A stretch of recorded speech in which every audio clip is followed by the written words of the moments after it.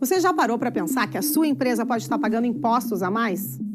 O nosso sistema tributário é bem complexo e é comum as empresas pagarem mais do que o devido.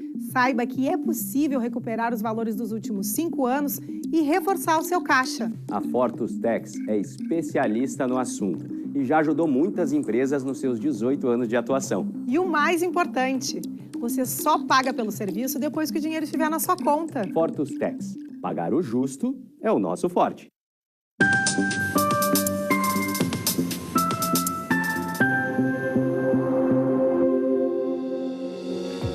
Olá, estamos começando agora o programa Papo Certo de hoje.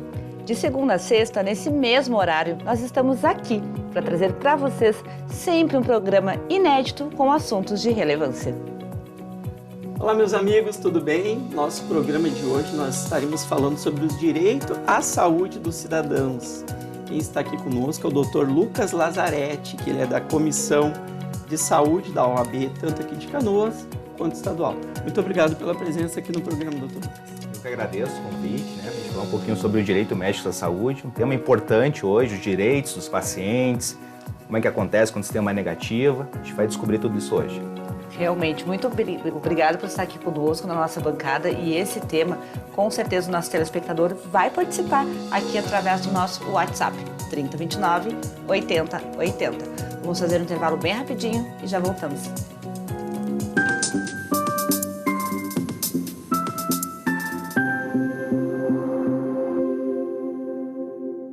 Tá difícil encontrar o profissional certo para a sua empresa? Precisa de alguém detalhista para aquela vaga no financeiro? Quem sabe um criativo para o marketing? Ou ainda, alguém focado em resultados? A Fortus RH utiliza técnicas de seleção e processos estruturados, realizando entrevistas, aplicando provas e testes específicos. Tudo isso para buscar a pessoa certa para a vaga certa. Fortus RH. Conectar pessoas é o nosso forte.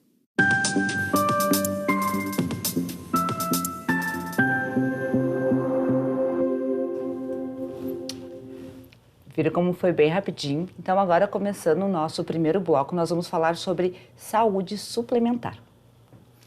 Dr. Lucas, dando início ao nosso Papo Certo de hoje, explica para nós como funcionam as coberturas dos planos de saúde.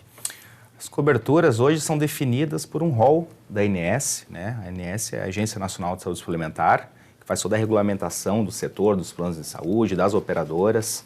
Então, esse rol, há uma discussão se esse rol é taxativo ou se ele é exemplificativo. O que isso significa? Se as coberturas que estão listadas nesse rol, que é uma lista, né, como o próprio nome já diz, são aquelas apenas ou teria talvez algum procedimento ou um tratamento a mais, né?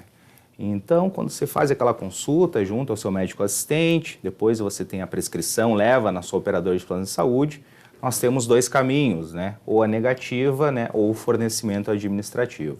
Então, as coberturas, elas ocorrem através deste rol. Se consta nessa lista, a operadora vai fornecer, então, pela via. Caso não conste, então, haverá a negativa.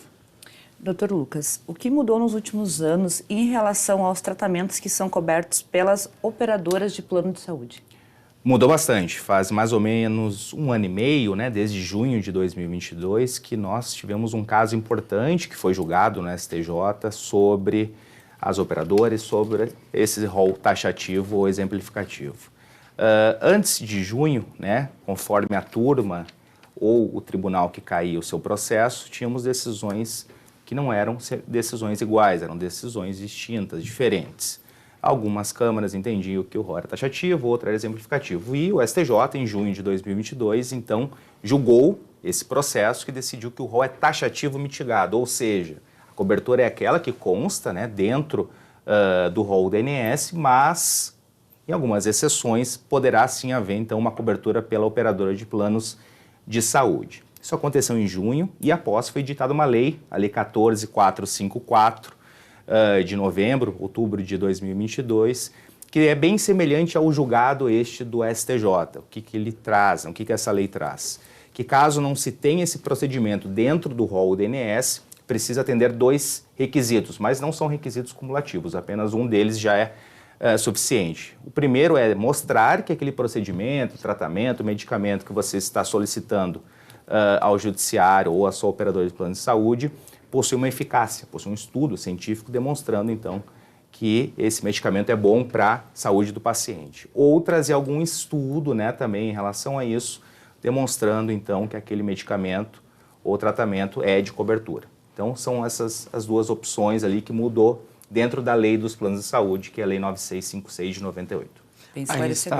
está a importância de consultar um advogado especialista. Sempre Não consultar. apenas parar diante daquela negativa ali do plano. Verdade, né? Se tem uma negativa, procura um advogado especialista em direito médico da saúde para trazer, então, todas essas informações para o beneficiário. Muito bem, doutor. Quais são, então, as demandas mais recorrentes no judiciário em relação ao direito da saúde? São várias, né? Nós temos medicamentos, algum procedimento cirúrgico, mas hoje, a meu ver, tratamentos, crianças que possuem autismo, né? O TEA. Por quê? Porque dentro desse tratamento, que é um tratamento contínuo, ou seja, ele nunca vai acabar, a criança começa e vai terminar, né? 18, 30, 20, 40 anos, né? E por quê? Né? Que é uma discussão, uma grande discussão hoje. Porque ele não envolve apenas o tratamento ou a negativa desse tratamento, mas envolve uma coparticipação. Coparticipação é aquela parte que o beneficiário do plano de saúde ele precisa pagar além da mensalidade, conforme o tratamento. Então envolve isso, envolve a rede, a qual clínica que o meu filho vai realizar esse tratamento. Então grande parte das ações hoje no judiciário tratam sobre esse tema. E qual é o entendimento do judiciário em relação, então, ao fornecimento das terapias para quem tem o TEA? Mudou bastante, né? Por exemplo, aqui no Tribunal de Justiça do Estado do Rio Grande do Sul, nós temos duas câmaras que decidem sobre os processos, né, de planos de saúde. Antigamente havia um entendimento que a quinta câmara, que este rol era exemplificativo, ou seja, esses tratamentos então teriam cobertura obrigatória. Tratamentos são inúmeros, são métodos, fisioterapia com método ABA, método Denver, por exemplo, musicoterapia, hidroterapia, mas hoje o entendimento é que hidroterapia, ecoterapia, como não estão no rol do INSS, não possuem então cobertura pelos planos de saúde, mas as outras terapias com métodos, né, terapia ABA, como eu falei agora, hoje sim possuem então cobertura. Esse é o entendimento tanto das operadoras como também dos planos de saúde. Muito bem, vamos falar agora de outro tema bem polêmico, doutor Lucas. Como funcionam, então, os reajustes dos planos de saúde? Esse é um pela tema inflação, conforme IGPM, NPC? Conforme o teu plano de saúde, porque nós temos modalidades de planos de saúde. Temos um plano individual familiar, temos um plano empresarial, plano coletivo, né, por adesão. Então, planos individuais e familiares, né, o reajuste é definido pela ANS. Todo ano, ali em maio, abril, a ANS lança esse reajuste, que geralmente é 10%, teve um ano que já foi negativo, né, após a pandemia. Todavia, no plano de saúde, que ele é coletivo e empresarial, por exemplo, depende do gasto desse plano. Então, não é limitado ao que a ANS define, por exemplo, os 10%. O limite pode ser de 20%, pode ser de 30%. Morreu alguém, usou um tratamento, né, mais caro, então o reajuste vai ser maior. É negociado entre a empresa e a operadora de plano de saúde. Depende, então, do uso. Depende do uso, se for um coletivo empresarial, e se for um plano individual familiar, tem só para família, só para aquela pessoa, aí é definido pela ANS, não pode ultrapassar este valor. Este é um dos tipos de reajustes, né? Reajustes anuais. E temos o outro, que é o reajuste por faixa etária. Esse temos as faixas etárias, 40, 50, 60 anos, né? Que quando se chega nessa idade, também tem um reajuste no valor da mensalidade. Eu tive um aumento bem forte recentemente. Estou esperando os 54 para ter outro aumento forte também. Acontece muitas vezes de acumular os dois, o anual e o reajuste por faixa etária. Daí, às vezes, até dobra a mensalidade. Um valor fica bem alto. Aí a alternativa é analisar o mercado, né, doutor? Daí talvez ir para um outro plano de saúde, né? Depende. Quanto a pessoa com mais idade ou precisa de mais um tratamento, mais caro vai ficar, né? Realmente. Bom, uma pergunta que eu tenho para ti é muito pertinente realmente para o nosso assunto, que é em relação às cirurgias reparadoras para quem fez a bariátrica. É obrigatoriedade dos planos de saúde fornecer essa cirurgia? Esse também é um tema que mudou agora, teve um julgamento definitivo, que chamam de tema também. Além de ser um tema da temática, temos um tema no STJ, que é o tema 1069. Qual que é a discussão? Será que aquele procedimento após a cirurgia bariátrica é um procedimento estético, né, para a pessoa ficar mais bonita, ou um procedimento reparador para autoestima, para ajudar a saúde dela, tanto mental como a saúde física? Essa era a discussão. Então, a STJ decidiu, agora em outubro de 2023. Então essa é a mudança bem recente. Bem recente, agora mais ou menos 1 mês e meio, né? Nossa. Foi decidido, então, lá no STJ que o entendimento é que as cirurgias reparadoras são de cobertura obrigatória pelos planos de saúde e as estéticas não. E como é que acontece na prática? Eu quero fazer um procedimento desse porte com a minha operadora. Como é que eu faço? Eu vou ter que passar por uma junta médica. São 3 médicos que vão analisar os meus documentos, vão analisar toda a minha questão física e a partir disso vão trazer um parecer. Realmente, esse procedimento ele não é estético, então terá cobertura pelo plano de saúde. O que não obsta que um parecer negativo, a pessoa possa então entrar no judiciário e pleitear isso em juízo. Muito bem. E como funcionam os pedidos de tratamentos no SUS? No SUS temos um caminho, né? Nós também vamos ali no médico, né? Demora muitas vezes a consulta, depois também demora para fazer um procedimento, mas então a gente entra, faz uma consulta, faz um exame, depois entra numa lista, né? O GERCOM, por exemplo, uma lista que se aguarda então para se fazer esse procedimento ou tratamento. Muitas das vezes, né? Pela demora ou pela negativa, né, do poder público, então a gente precisa aí entrar no judiciário para ter esse tratamento, ter esse direito, né, resguardado. Normalmente é negado, né, doutor? Geralmente é negado, se for de alto custo principalmente, também a demora, né, muitas pessoas acabam falecendo na fila, não tem como esperar 2, 3 anos para uma consulta ou para o procedimento. E nessa solicitação administrativa que o senhor recomenda aí, né, que tem que ter um procedimento anterior, né? Precisa fazer uma consulta, né? Sim. Tem algum problema, tem uma Sim. consulta, tem que levar os seus documentos, né? Esse momento aí, a pessoa deve, ou é sugerido que conte com a ajuda de um advogado especialista para já na etapa administrativa levar a documentação correta, doutor? É importante levar essa documentação correta, porque a partir disso a gente vai evoluir mais rápido ou não para a segunda etapa, que é o encaminhamento pro tratamento que você precisa. Então, se você tem um auxílio de um advogado nessa etapa, é óbvio que é recomendado, sim. Porque se leva bastante tempo para ser analisada a documentação.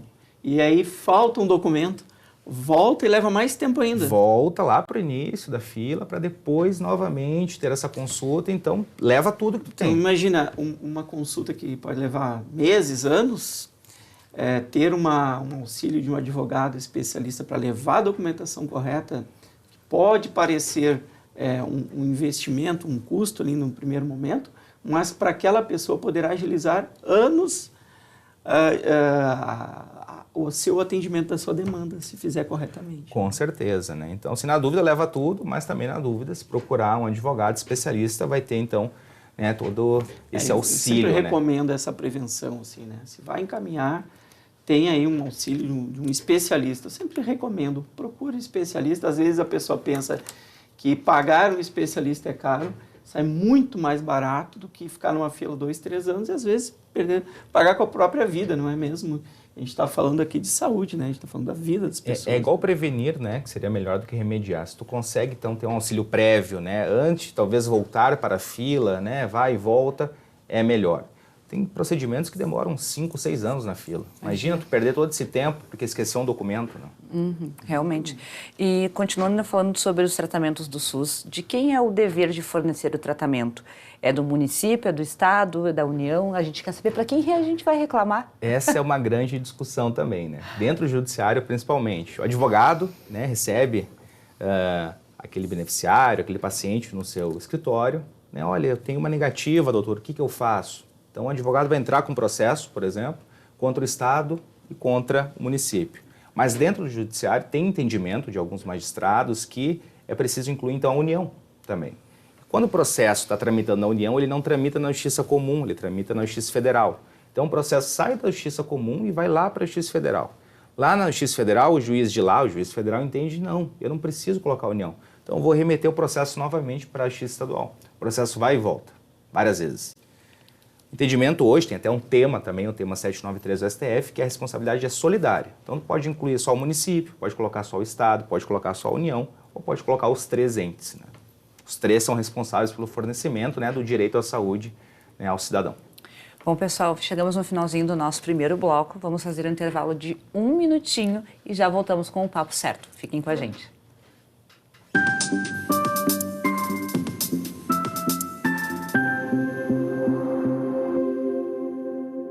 Que tal ganhar o prato do seu acompanhante? Com esse app você compra um e ganha um. Simples assim. Vale também para ingressos e hospedagens. De Gramado para o Brasil, o Prime Gourmet traz experiências incríveis para você. Baixe o app grátis e assine quando for usar. Já somos mais de 500 mil aproveitando esse guia gastronômico e turístico. Faça parte desse clube também. Para o cliente, economia e experiências em dobro por um ano. Para o parceiro Prime, clientes selecionados. Uma forma elegante de utilizar descontos. Em tempos de juros altos, margens reduzidas e incertezas, rever estratégias é fundamental para manter o seu negócio competitivo. Esse cenário exige planejamento e organização financeira. Nessas horas, qualquer ajuda é bem-vinda, mas a ajuda de um especialista é necessária. A Fortus Consulting conhece na prática e tem as soluções adequadas para cada situação. Fortus Consulting. Melhorar os seus resultados é o nosso forte.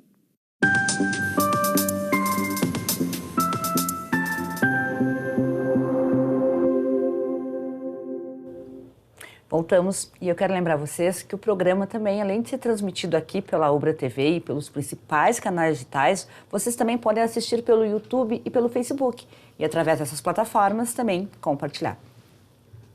Nosso Papo Certo de hoje, estamos recebendo aqui o Dr. Lucas Lazzaretti, que ele é da Comissão de Saúde da OAB-RS.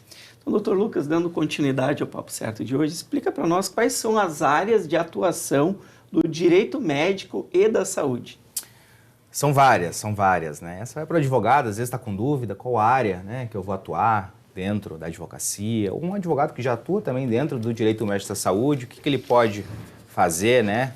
Ele pode advogar, por exemplo, uma operadora de plano de saúde, pode advogar para o beneficiário, pode advogar para o médico, pode advogar para o médico dentro de um processo criminal, um processo civil, um processo ético, que é dentro dos conselhos, né, regionais de medicina, pode advogar para uma clínica, para um hospital, então o leque é enorme. A advocacia no direito médico da saúde cresceu muito durante a pandemia, né, uma área que sempre ficou bem visível para todo mundo, tanto que pós-graduações, por exemplo, dentro desta área, só existiam 2 no Brasil. Hoje temos mais do que 100.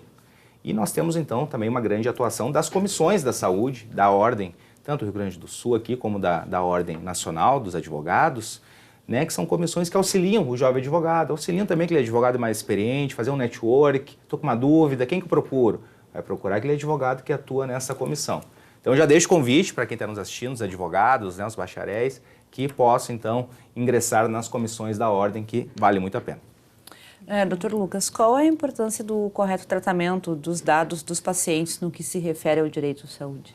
Isso é importante, porque os dados da saúde são dados sensíveis, né? Então, LGPD, assunto que foi o assunto do momento, né? Mais ou menos 2 anos atrás.